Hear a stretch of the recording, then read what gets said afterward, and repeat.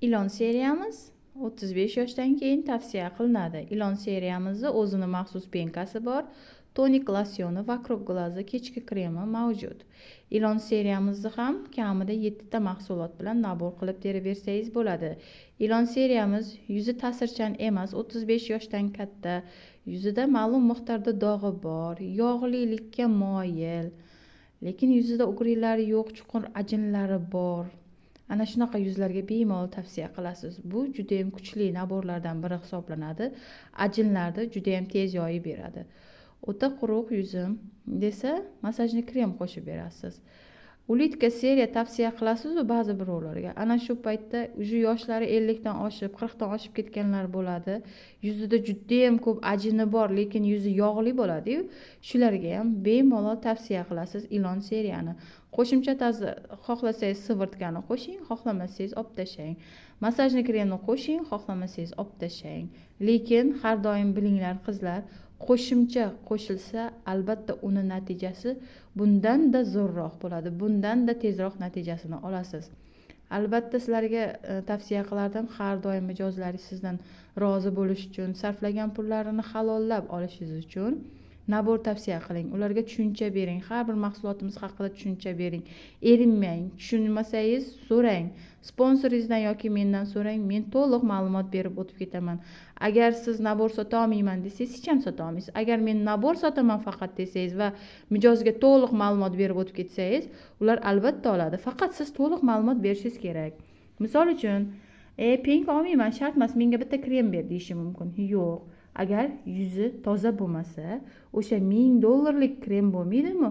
U ichkarigacha kirib olmaydi. Faqat yuzni ustida qolib ketadi. Shuning uchun unga har doim kundalik tozalov uchun penka tavsiya qiling.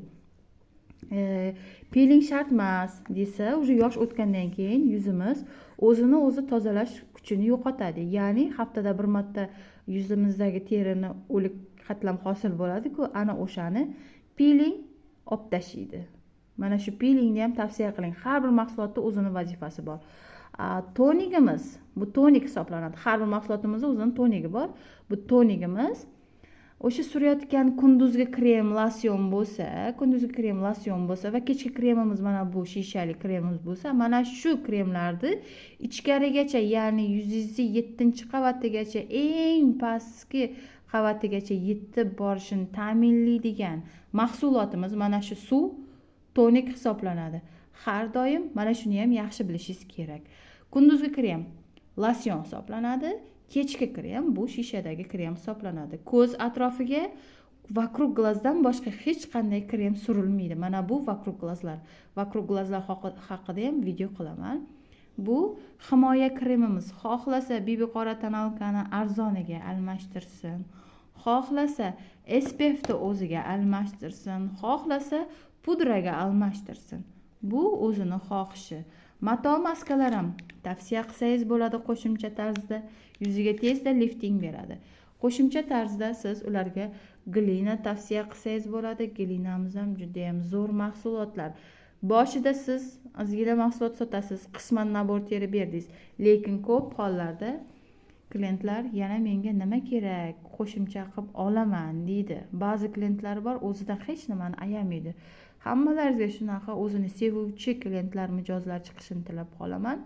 Naborlar haqida ma'lumotlarim menimcha tushunarli bo'lgan bo'lsa kerak. Savollar bo'lsa beraverasizlar, javob berib o'tib ketaman.